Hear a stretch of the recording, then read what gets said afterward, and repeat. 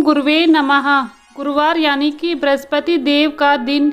इस दिन बृहस्पति देव की पूजा की जाती है। बृहस्पतिवार का व्रत करने और व्रत कथा सुनने से सारी मनोकामनाएं पूर्ण होती हैं। इस व्रत से धन संपत्ति की प्राप्ति होती है। जो लोग बृहस्पतिवार का व्रत करते हैं उन्हें इस व्रत कथा को अवश्य ही पढ़ना व सुनना चाहिए। उन्हें संतान की प्राप्ति होती है, परिवार में सुख शांति बढ़ती है। जिन लोगों का विवाह नहीं हो रहा है उनका जल्दी ही विवाह हो जाता है।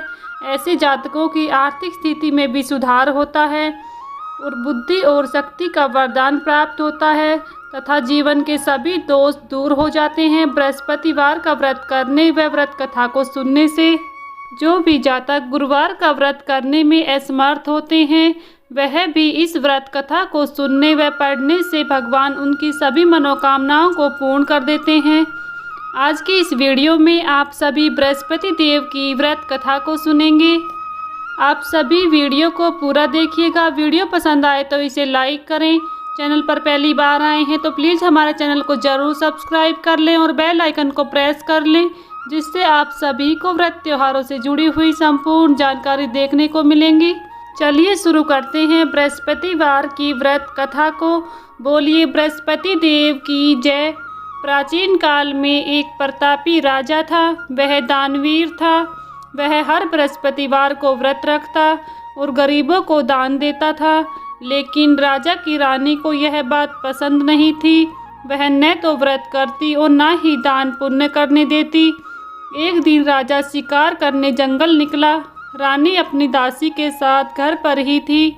उसी समय गुरु बृहस्पति देव साधु का रूप धारण कर राजा के दरवाजे पर भिक्षा मांगने आए। लेकिन रानी ने साधु को भिक्षा देने की बजाय टालती रही। साधु ने दोबारा भिक्षा मांगी। रानी ने फिर काम बताकर कहा कि कुछ देर बाद आना। साधु ने कुछ देर बाद फिर भिक्षा मांगी। इस पर रानी नाराज हो गई और कहा कि मैं इस दान और पुण्य से तंग आ गई हूँ। आप कोई ऐसा उपाय बताएं जिससे मुझे इस कष्ट से मुक्ति मिल जाए। साधु ने कहा, देवी तुम तो बड़ी विचित्र हो। धन संतान तो सभी चाहते हैं, पुत्र और लक्ष्मी तो पापी के घर भी होने चाहिए। यदि तुम्हारे पास अधिक धन है तो भूखों को भोजन दो, प्यासों के लिए प्याऊ बनवाओ, मुसाफिरों के लिए धर्मशालाएं खुलवाओ। जो निर्धन अपनी कुंवारी कन्याओं का विवाह नहीं कर सकते हैं उनका विवाह करा दो। ऐसे और अन्य कार्य हैं जिनसे तुम्हारे यश लोक परलोक में फैलेगा। परंतु रानी पर उपदेश का कोई प्रभाव न पड़ा। वह बोली, महाराज आप मुझे कुछ ना समझाएं। मैं ऐसा धन नहीं चाहती हूँ जो हर जगह बांटती फिरूं। साधु ने उत्तर दिया, तुम्हारी यही इच्छा है तो तथास्तु। तुम ऐसा करना कि बृहस्पतिवार को घर लीपकर पीली मिट्टी से अपना सिर धोकर स्नान करना, भट्टी चढ़ाकर कपड़े धोना। ऐसा करने से आपका सारा धन नष्ट हो जाएगा। इतना कहकर वह साधु महाराज वहाँ से अलोप हो गए। साधु के अनुसार कई बातों को पूरा करते हुए रानी को केवल 3 बृहस्पतिवार ही बीते थे कि उसकी समस्त धन संपत्ति नष्ट हो गई।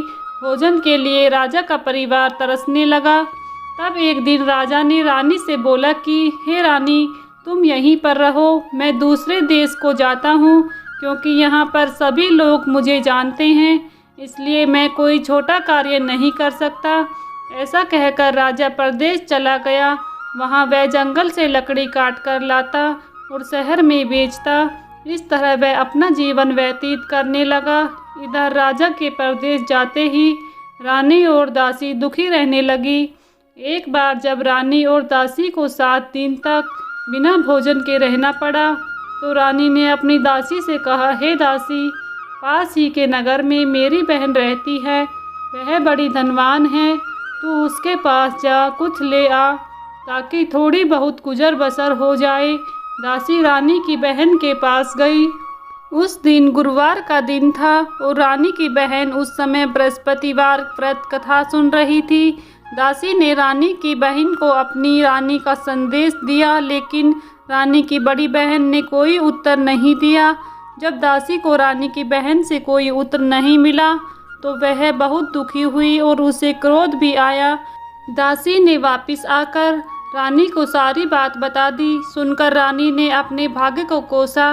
उधर रानी की बहन ने सोचा कि मेरी बहन की दासी आई थी, परंतु मैं उससे नहीं बोली, इससे वह बहुत दुखी हुई होगी।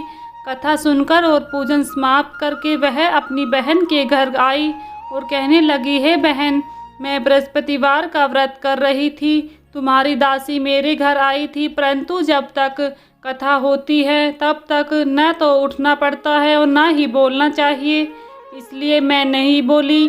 कहो दासी क्यों आई थी? रानी बोली, बहन तुमसे क्या छिपाऊं, हमारे घर में खाने तक को अनाज नहीं है। ऐसा कहते कहते रानी की आंखें भर आई। उसने दासी समेत पिछले 7 दिनों में भूखे रहने तक की बात अपनी बहन को विस्तार पूर्वक बताई। रानी की बहन बोली, देखो बहन, भगवान बृहस्पति देव सबकी मनोकामनाओं को पूर्ण करते हैं। देखो शायद तुम्हारे घर में अनाज रखा होगा। पहले तो रानी को विश्वास नहीं हुआ, पर बहन के आग्रह करने पर उसने अपनी दासी को अंदर भेजा तो उसे सचमुच अनाज से एक भरा घड़ा मिला। यह देखकर दासी को बड़ी हैरानी हुई। दासी रानी से कहने लगी, हे रानी, जब हमको भोजन नहीं मिला तो हम व्रत ही तो करते हैं, इसलिए क्यों ना इससे व्रत और कथा की विधि पूछ ली जाए ताकि हम भी व्रत कर सकें।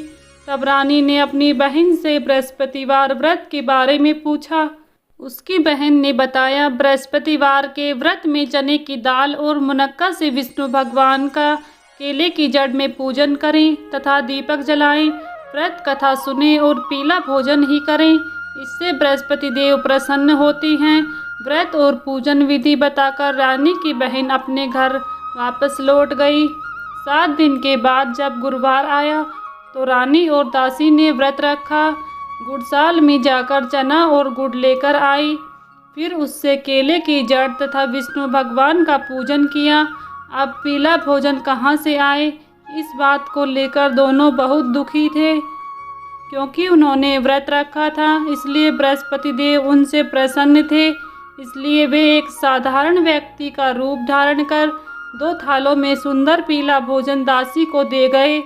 भोजन पाकर दासी प्रसन्न हुई और फिर रानी के साथ मिलकर भोजन ग्रहण किया।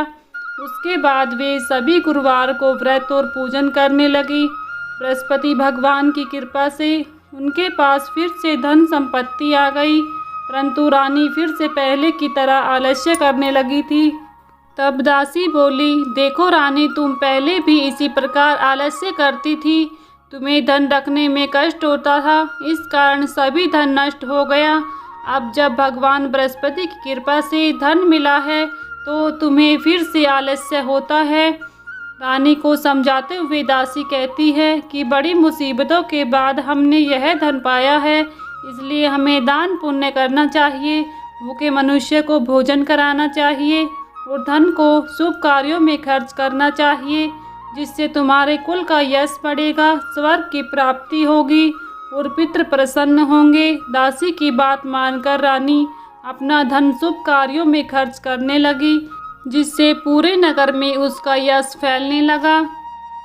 बृहस्पतिवार व्रत कथा के बाद श्रद्धा के साथ आरती की जानी चाहिए। इसके बाद प्रसाद बांटकर उसे स्वयं भी ग्रहण करना चाहिए। तो बोलिए बृहस्पति देव भगवान की जय। तो भक्तों, यहीं पर बृहस्पति देव की व्रत कथा समाप्त होती है। अगर आप सभी को बृहस्पति देव की यह व्रत कथा पसंद आई है तो प्लीज़ वीडियो को लाइक करें।